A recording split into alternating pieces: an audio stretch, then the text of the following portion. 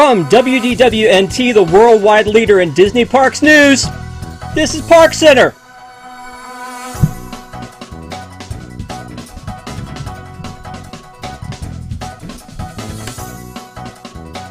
Hey guys, happy Wednesday night. Thank you so much for joining us on the last ParksCenter of 2020. We're about to get rid of this thing. With me tonight is Allison. Good evening, everyone. Jill. Hello. Tyler, man. Not muted. Woo! Can we go 4 for 4? Pete. Sivako! Woo! Happy Wednesday 2020 recap. Let's do it. We are already getting good 2021 vibes on this. This is fantastic. I'm so excited. So before we start into this, I just want to say, so we're going to do like a review of 2020, and I know that there were a lot of horrible things that happened in 2020. People lost their jobs. People lost their lives. This virus has affected so much of us across the board. There were fires. There were murder hornets. It's just been bad. So just know that when we're talking about stuff tonight and we're making it seem like Disney is the most important thing, it wasn't. But, you know, that's what we're here for. So, again, just a disclaimer that we know the rest of it was horrible. We're not boo-hooing too much, but we are going to be talking about Disney. So just wanted to get that out of the way. I feel like it needed to be said. And so what I want to do is I want to start with closing time. We actually were doing an episode of ParksCenter when we started hearing about parks closing, when we heard the news that Tom and Rita had COVID. I mean, it's just all of these things that happen in our lives. And of course, Shanghai and Hong Kong closed first. And then, you know, we were just like, you know, I think, Jill, you were actually in the parks in January around the time that all those others were closing, right? Oh, it happened way after that. I mean, I was here in mid-January. Yeah, I was here in mid-January and everything was perfectly 100% normal. I was in Italy in February when like news just started trickling out about coronavirus, and like we were joking at the work meeting I was at about like, oh, what's going on where you're from, about like what are they saying and blah blah blah, but like nobody ever thought it would come to this. And then flash forward a month later and the parks are closing. I mean, I had a trip planned at the end of March. Well, first of all, Jason and I were supposed to be going to Tokyo in April, and there was a long time where we were like not sure what was going to happen, and is this trip still going to happen, and then was the hotel going to refund us, and you know, what if we can't get there? What if we're just too scared to go at that point? But yeah, like by the middle of March, everything was shut down. All my flights were canceled, and it wasn't a choice anymore. Right, and so in February they closed Tokyo temporarily, we thought, and then March 12th rolls around, they closed Disneyland, and then was it March 16th, I believe, that they closed Walt Disney World. Allison, you've been kind of confined to your space all to yourself ever since then. Like, as you saw this stuff unfolding, what was going through your mind? That's right. I've been nowhere. So I mean, my big marker is Mardi Gras, which is in late February. And so like we had guests visiting from New York, and we were all out having a great time. And meanwhile, my in-laws who were born in Taiwan were going to head back in early March to visit family. And they just said, you know, we'd rather be safe than sorry. So we're just going to stay here because there's a virus happening there. And now we're like, oh, you should have just gone and stayed, because Taiwan has had less than 1,000 cases the entire pandemic, and life has been back to normal really early for them. Now they're in Chicago and things are crazy. And so, yeah, it's really nuts. But that was our first indication, was like, oh yeah, they're going to cancel this trip at great expense to them. Because they didn't buy trip insurance or anything. They knew they were going to go. And yeah, we had this great Mardi Gras, and then by mid-March we were shut down, and I haven't left my house since, because I have been waiting for numbers to get down to 1 new case per 100,000 residents, which is the marker for most epidemiologists, and we haven't gotten there at all. There were some places in this country that got there for a couple months, but never hit there in where I live, and so I haven't left this vicinity. Well, and it's probably best that you haven't. Pete, let me ask you, weren't you there in the parks on the last days as they were closing down? We were there the last, I'm pretty sure last 3 or 4 days before the actual shutdown. It was crazy. I mean, honestly, at the time, looking back, we had no idea what we were getting ourselves into. I think there was this whimsical like we had this, like, I'm always a glass half full kind of guy, right? So, and everyone I was with, I mean, I remember it was me, Lauren, Eric, and Lee, and other friends of the programs, and we were walking through Epcot on the last day before they closed all the parks, and we were like, man, like we got to take a 2-week sabbatical, or maybe it's gonna be a month. How long do we think it's gonna be? Like, we'll be back in April. They can't close for Easter break. They can't close for the summer. Like this, and then Tom is like making all these rumors to me, not on the site, that like Spaceship Earth might not ever come back. So I hope you wrote it. And I'm like, I didn't write it today. Does that mean I have to go write it? If I don't get to see Spaceship Earth again, I'm going to freak out. It was a wave of emotions. Then we didn't know, like, Jelly Rolls was going to close, and then resorts started closing, and then all of a sudden the world starts tumbling around you. It was wild. Like I said, I remember those last few days. Like, it's funny because I think most people in the parks only thought it was going to be a few weeks, maybe tops a month or two. At all. They're like, everyone's going to go home, we're going to lock it down, everyone's going to be just stay put, and it's going to go away, and we'll be back in the parks. And it was wild. And then I remember, too, like, they closed Springs, I think, like a day or two later, I believe, because we were all excited to go. At least we're like, okay, well, at least we can go to Raglan Road on St. Patrick's Day. And then they closed for St. Patrick's Day. And we were like, oh, man. Like, and I felt bad for them, too, because I had talked to all the bartenders. They brought people in from Ireland. Man, going back and looking back, we had no idea. I mean, maybe some people out there just like predicted this, but again, like to me, I'm such an optimist, an eternal optimist, and we really thought it would be like, okay, everyone's going to go home, we're going to lock it down, and we'll be back in 2 weeks or maybe a month, 2 months tops. And as we all know, it lasted until July. So that, what was that? Like April, May, June, July, 4 months later. So that crazy pants. And at the time, you were probably thinking, oh, Raglan Road's closing for St. Patrick's Day. This is the worst thing that's ever happened. Oh, and yeah. Then, I'm like, this is the end of the world. We can't get worse than this. How do they tell this? So here at WDWNT, we went into full live mode. And Tyler, I think that you may have been one of the busiest guys during live mode with all of the shows that you were doing and the design work that was asked of you. And I mean, what was going through your mind all during that time? I mean, right before COVID hit, it was like, January, February. I was still working at Spencer's in a mall, and I was like, they're working, like, I was supposed to work only a few days a week, then I can do WDWNT stuff on the side before I even started doing graphics as like a full-time thing. And then like one day Tom was like, hey, you're working too much at work. Do you want to come work for us? And I'm like, absolutely. I gave them my 2 weeks notice. And then after the 2 weeks notice, COVID happened, like right after. And then they're like, oh, we're going to do 2 shows a day every day until we die. And I was like, oh, okay. I guess I'm going to be kept busy then. Oh, and then they went, oh, and we need graphics for literally every show. Tyler? Yeah. Animated intros for everything. Well, yeah. Tyler, before you, there was another guy, Rob W., and it was like always a delay.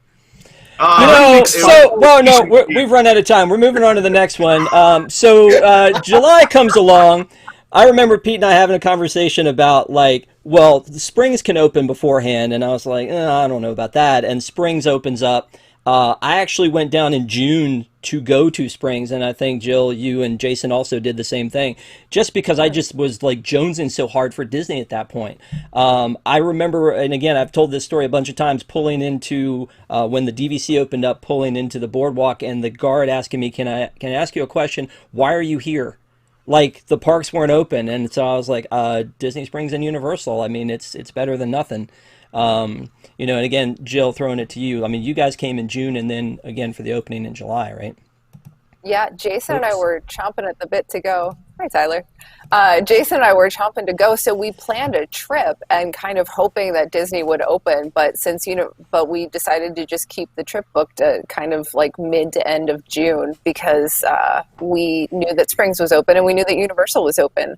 And so we were like, okay, well then we'll just go to Universal and go to Springs and see what we can do.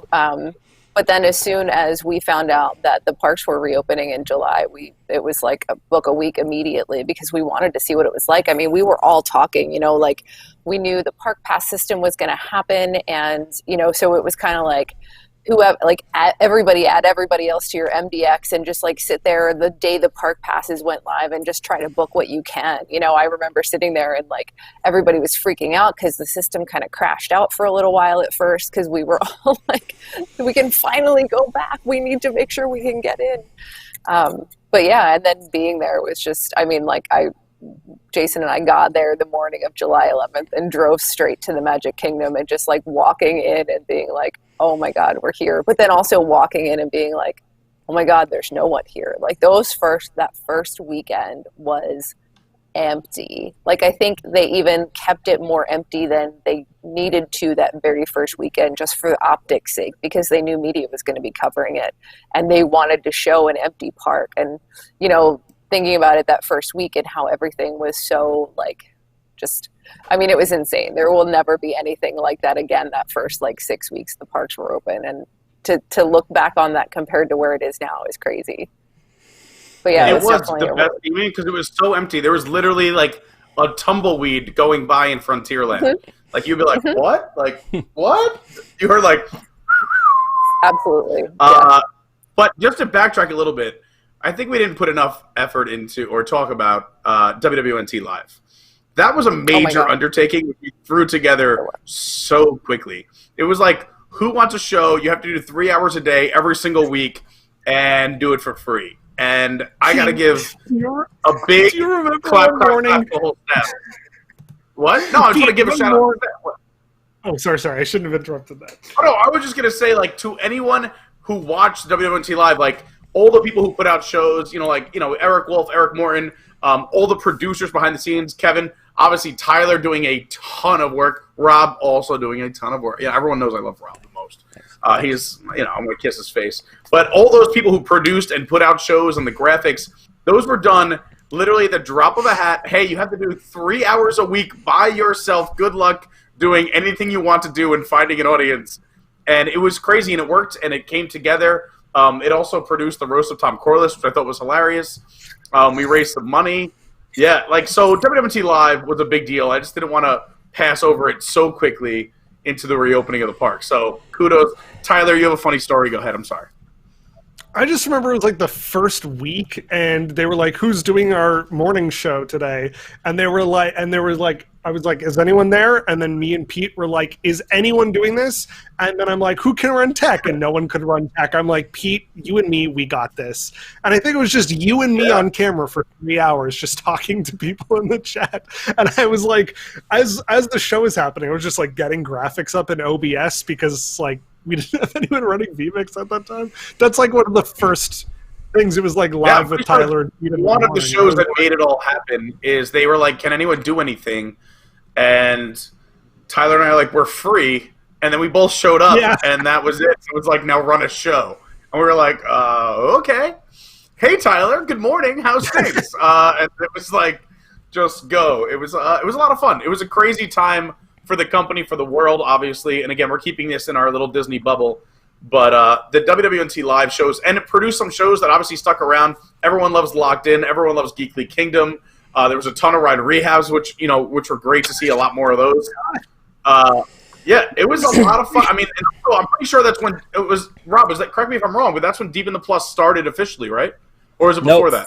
No, we started the day that Disney Plus launched, November 12th, 2019. So, okay. But we did do some panel shows during WDWNT Live for Disney Plus. I thought there were some during that. Yeah. We did panel shows for that. We did. Alicia did Universal Parks News Today. That was like when we first started doing Universal stuff. I mean, there were a lot of little shows that we started during that. There was this great show called Graphics Time with Rob and Tyler. Oh my gosh, that was the best. I got in show twice.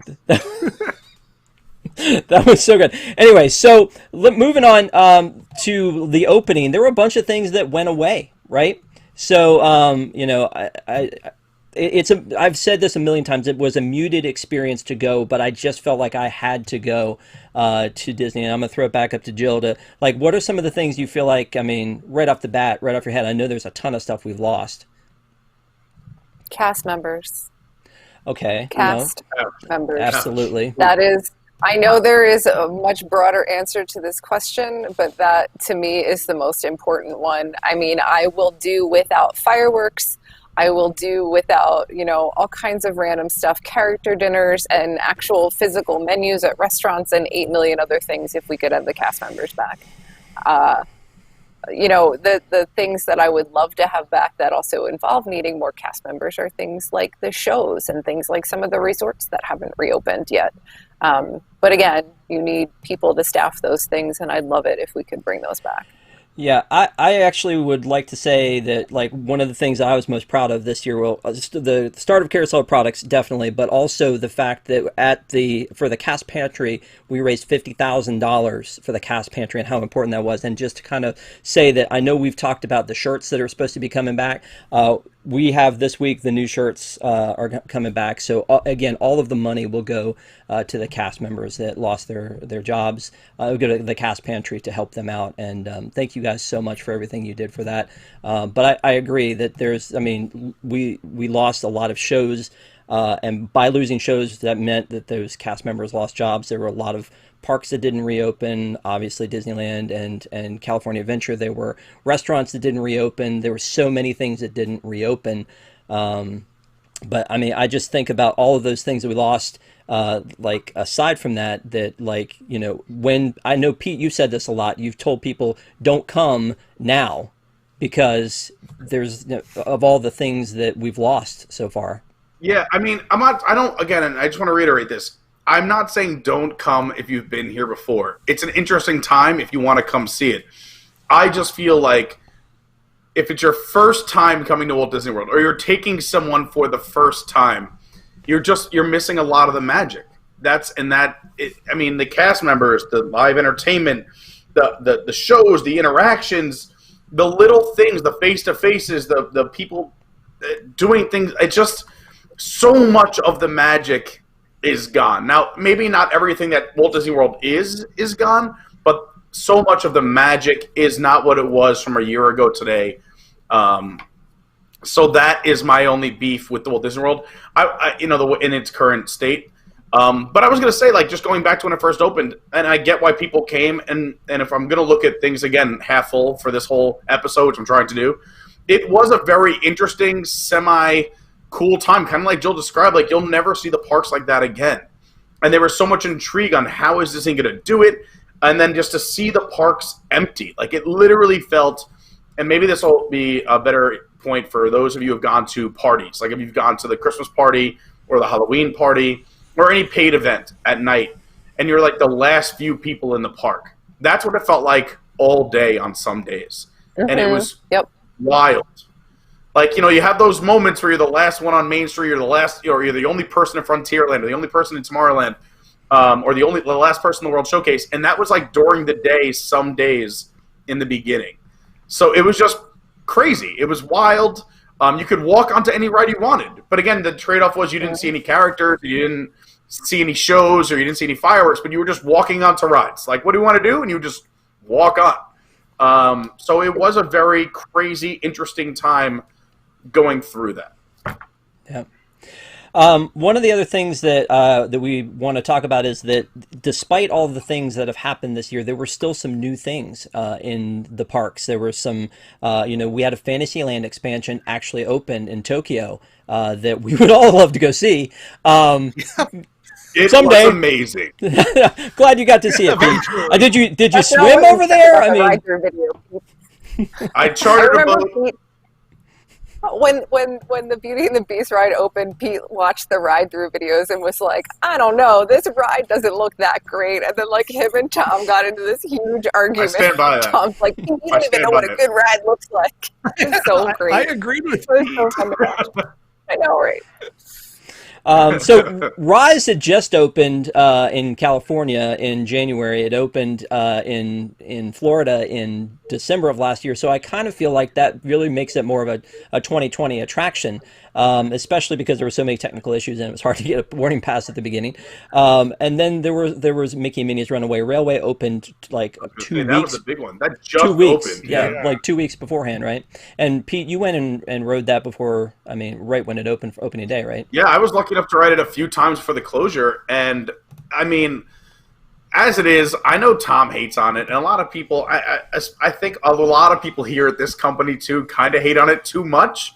I think it's a cute ride. I think again, if it was in another building besides the Great Movie Ride, people would say this is a cool ride. It's a welcome addition to the studios.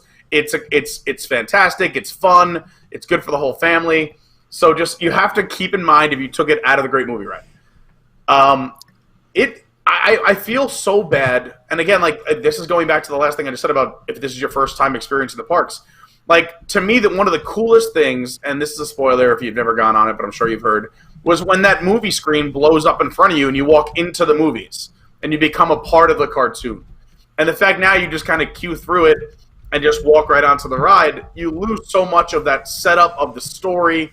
And I think of one of the coolest special effects Imagineering did on that ride. I mean, so much happens on that ride.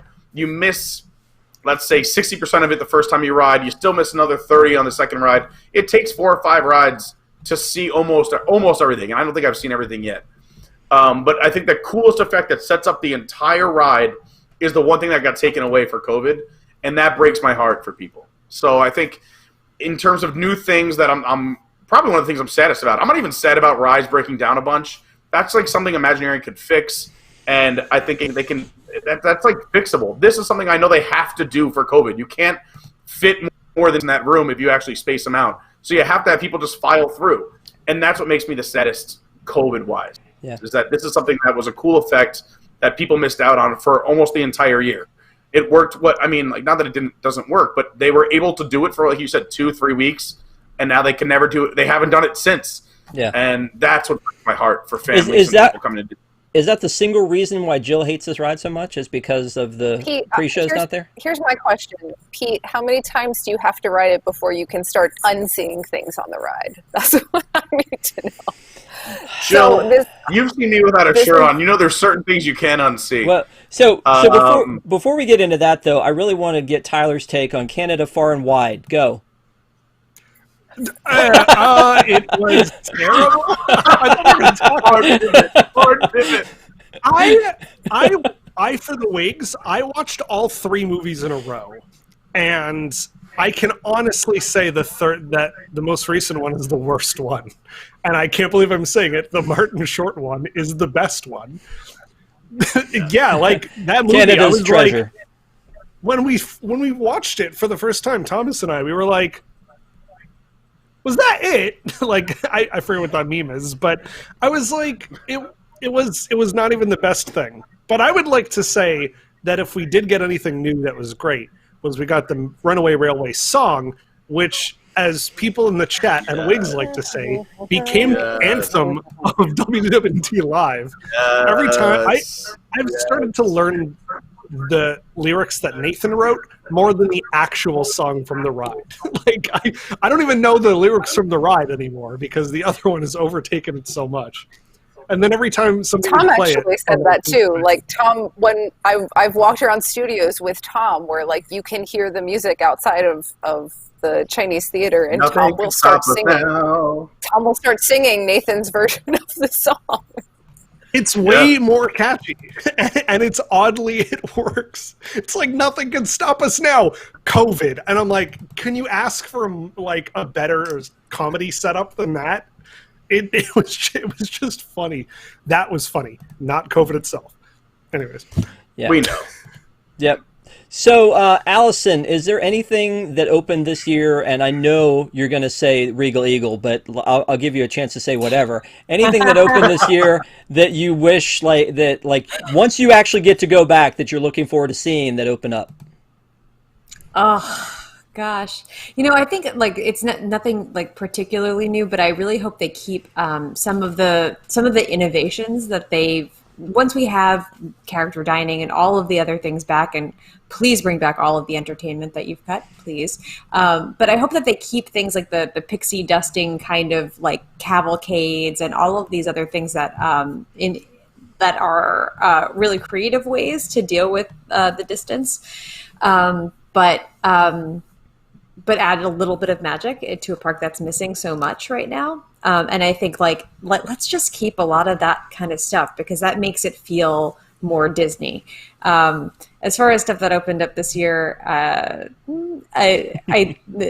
like since COVID, I mean, first of all, I can't believe that the 3 movies that debuted in Epcot were in this calendar year. I was like, wait, that was it feels like 10 years ago. Yeah. Do we want to count the like, Beauty and the Beast one? Do we want to count anything that happened this year? That's the one blessing of COVID. I think that film was the only thing blessed by COVID. Oh, well. Oh, you mean because it was we don't have terrible. to see it. That people didn't have to see it. Yeah, like thank God no one was there to see that film. Yeah. So Tyler and I went on a rant about that when it first opened. So yeah, I don't care. Yeah, I don't want to revisit. Like, I don't want to see those. That's fine. But like, let's keep some of these. Like, I want to see Joy doing cartwheels out in Epcot, like near the Imagination Pavilion. I want to see that kind of stuff all the time. Please keep that. Well, let's keep that, but let's get rid of the fiberglass barriers on some of the rides that just like either hinder it. I mean, obviously, I would not want to be like having some distance from people has been nice, but there's a lot of the fiberglass stuff that I'm hoping goes away after this is all over. I assume so, but they've already got the holes and the bolts in it, so who knows? So moving on to things that were added to things that were canceled, based on the fact that they have less money. They cut a bunch of things. I mean, let's just say not less money. They were making less money. They cut a bunch of things, including Reflections Resort, which basically they went and just kind of put some green over top of it and said, "Nothing ever happened here, folks. This is all over."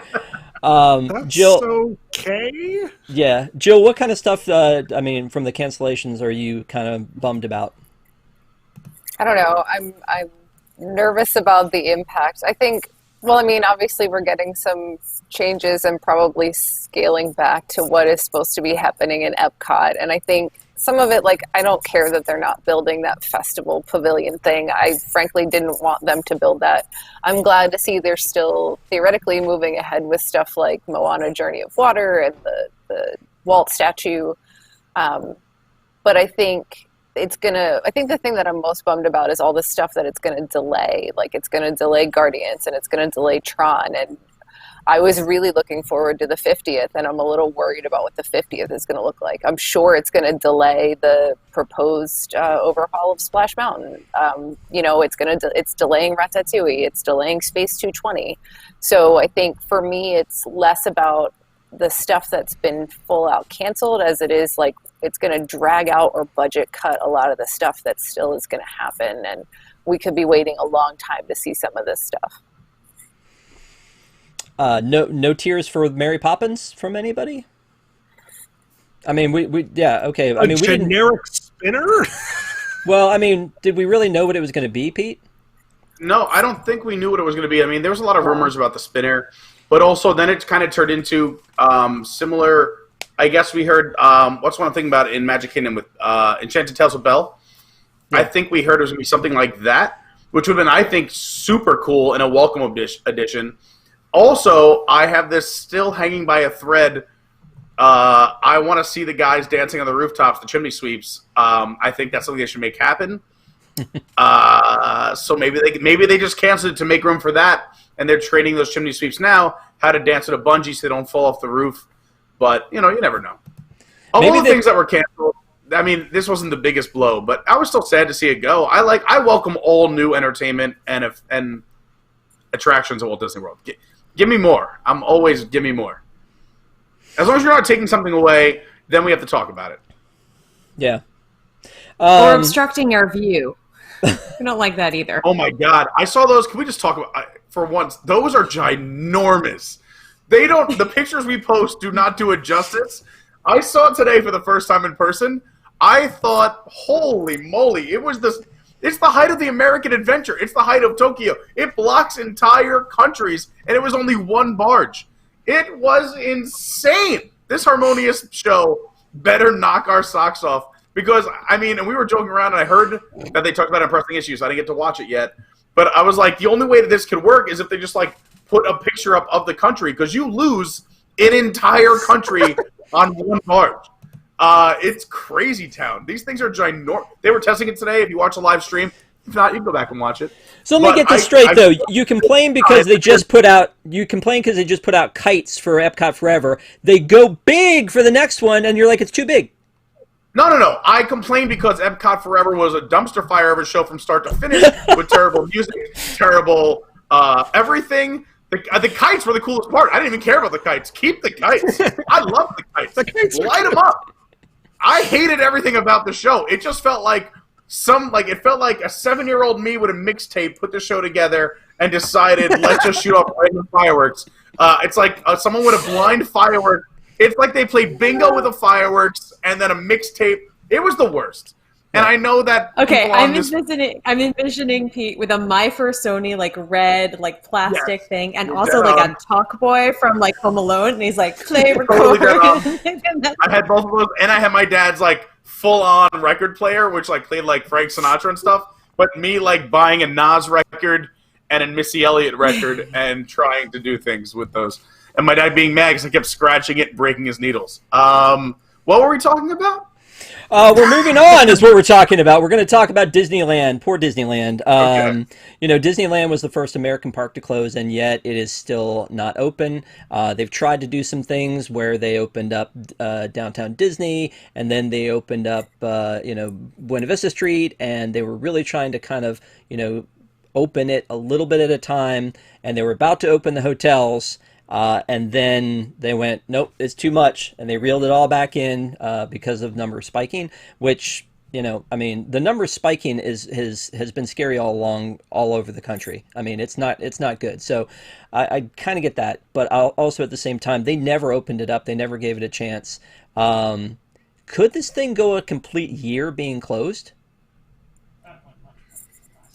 Yeah, I think that's so? 100%. 100%. It's not going to be back open until, at this rate, based on the criteria that California has set, I don't think we're going to see the cases in the state able to make that criteria until we are significantly through, well into the vaccination campaign. I would say, April, May, June is like somewhere in that second quarter of 2021 is most likely. Magic happens, and then they close it. Yeah. Allison, what were you going to say? That's when I'm planning on going, is probably second quarter of 2021. There's some hope because I think my dad is getting vaccinated next month, and so we're like hoping he can come and visit here. But before I can bring my daughter and me, I am the definition of a non-essential worker, and so I think it's gonna be a while. So it sounds like Disneyland is on the She family timeline for functioning. Non-essential worker. Have you seen this? You're an essential worker. Look at this. Non-essential. I don't even know where you're getting that from at all. To be honest, though, you're making it sound like a bad thing. If everyone else was on the She family timeline, we probably would have beaten this thing by now. So kudos to you guys for doing the right thing the entire time. Yeah. That's my hope, is just if we had gotten down to those numbers, we would have lived normally, but we just haven't. And so waiting for it. And we'll you guys just did keep the right waiting. thing. It's fine. We can. Yeah. How much quarantining have you been doing, Tyler? Have you guys been basically locked up, or do you go to Canada's Wonderland on the weekend, or? Canada's Wonderland never reopened. They also submitted Niagara Falls reopened, and there were no safety procedures in place, and it was insane. My dad lives there, and he's like, "You don't want to come here because it's absolutely so not safe." And then Canada's Wonderland didn't even get to reopen, and I'm like, okay, well, I can't go there either. And then malls slowly started to like, we had a plan and they've been sticking to it. They're like, we're going to have these tiers. And, if things get worse, we go back down a tier. So if you keep screwing up, things keep going back worse. So, and we just had to go into lockdown again like 2 days ago. They're like, this is going to last another like 2 or 3 weeks. And in my head, I'm like, so no Christmas parties, no Hanukkah parties, no New Year's Eve parties. Well past New Year's. They're basically like, don't leave the house unless you absolutely need to. Use grocery delivery apps if you can, which means that other people are still going out for you. But I guess that's better than you going out. I don't know. It's been kind of crazy, but to be fair, I mean, I've been kept busy here, so I've been at my computer most of the time. My new friend is the Nintendo Switch Ring Fit Adventure, so I can exercise. All right, so let's talk about let's end this on a high note. We're going to talk about 2021. Obviously, we've got like 15 days left to just close this puppy down and be done with 2020. But the problems aren't going to just go away January 1. We're still going to have a lot of those problems. We see an end in sight with vaccines coming. Allison, that's awesome news about your dad. I'm really excited about that for you. And so it's really neat that we're able to kind of see the light at the end of the tunnel as we enter 2021. As it pertains to Disney parks, though, I just want to go around real quick, and I'll start with Allison. Like, what is the thing you're most excited about seeing coming up on 2021? I mean, I assume it's that you get to actually see the parks again? Yeah, that's the number one thing, is see the parks. I have 3 vacations booked because I figured, well, if we can always cancel if we get to the point where we're still not there, or if I'm still not vaccinated, or if the numbers are still not there. But I have booked at Shades of Green in August, and I have booked at Old Key West, and I'm just like so excited to be back in the parks. I'm so excited to really, it's none of the new stuff that's coming that I'm really excited about. It's my daughter will be almost 3, and so she's going to be able to see it through new eyes. Because, yeah, I know, that's crazy. She's almost 2 now, and the last time she went, she was not even 9 months old. So her experience is going to be really different, and she's going to be able to go on pretty much all of the rides that are not thrill rides, and I just can't wait to get her on those rides. She can drive us to the bars. This is crazy how much time has passed. All right, so let me throw it to you, Jill. What are your things for 2021? I think I'm probably, well, first of all, park hopping. I'm super excited that park hopping is coming back. Being here when you can't park hop is very, it is one, to me personally, like, I love to park hop. Like, I have been known to be in all 4 parks in the span of 24 hours. And so, like, not being able to do that, I feel like is extremely restrictive of how I like to do Disney. So I'm really excited that that's coming back. I mean, like, to the point where it was like, okay, we'll go to Disney in the morning and then we'll go to Universal in the afternoon because that's as much park hopping as you can get.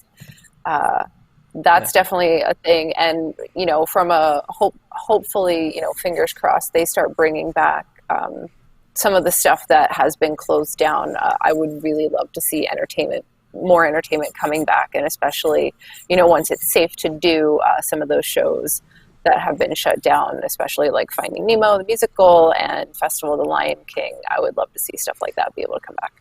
Cool. Pete, other than the toll booth getting painted gold, what else are you excited about? Oh, Rob, you know how excited I was about that gold toll booth. Oh, boy, I loved it.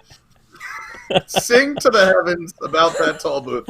I am so excited for so many things. One, to see so many of our fans and our WIGS members out in the parks again, and our family and friends coming down to visit. I mean, I think I moved down here in August of last summer, so 18 months ago roughly. And it was nice because I had a few friends and family come down here and there, and then a lot of them said, hey, we'll come in the winter or we'll come next summer once you're there for a year and established and comfortable. And then I didn't get to see a lot of friends and family come down. I think a lot of people down here who live down here miss their family and friends coming down. The nice part about living at Disney World is everyone comes to you. It's just a nice perk to have. Mm-hmm. It's awesome. And you miss that living down here. And also now that I've gone through this quarantine, I made friends with a ton of cast members. And I was already friends with some but now like I have like a Rolodex in the phone, and I love all of them so much.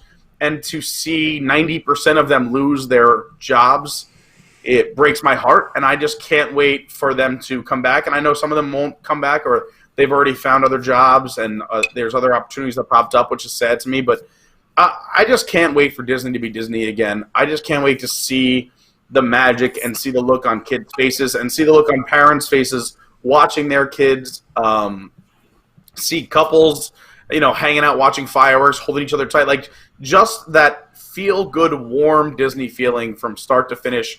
Some people hate on park hopping. I love park hopping. I miss that. You start in one park, at rope drop. You get there an hour early. You go ride your favorite 3 rides. You jump over to another park. Then you go finish the day at Epcot, drinking around the world with your friends and family.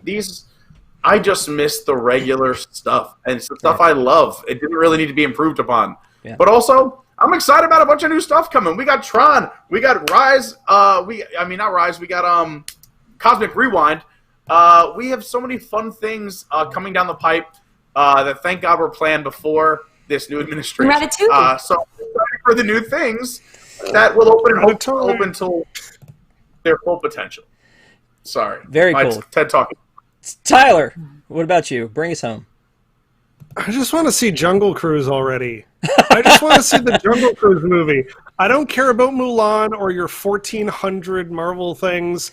Just show me the one original idea that's based on an attraction Walt came up with. Like, please.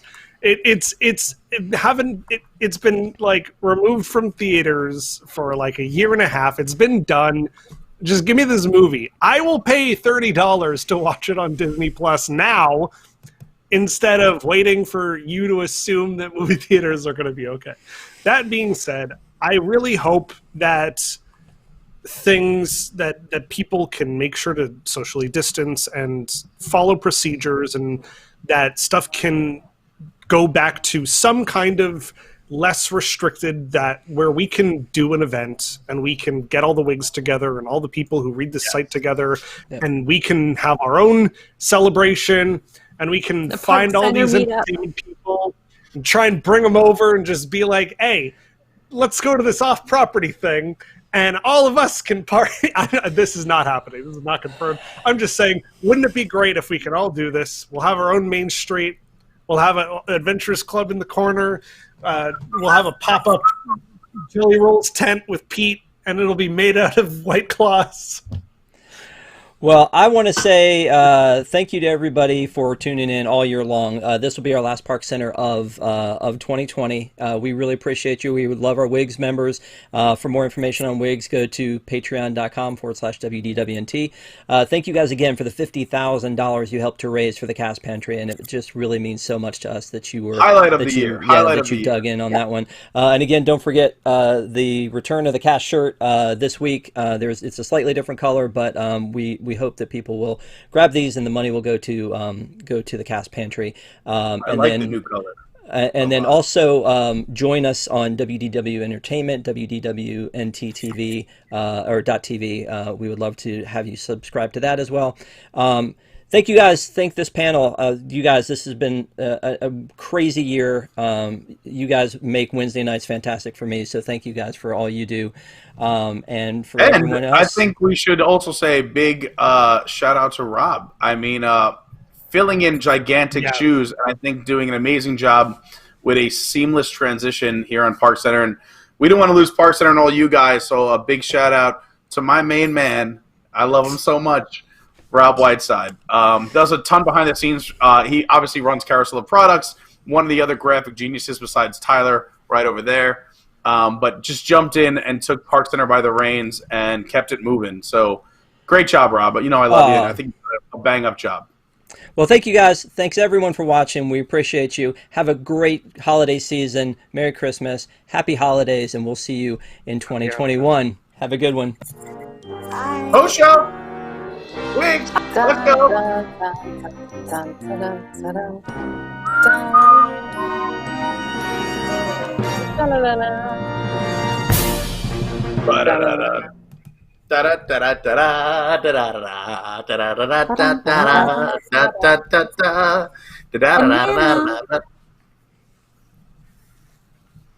You can keep singing. That that that da da da da da da. We'll see you at 2020. Stay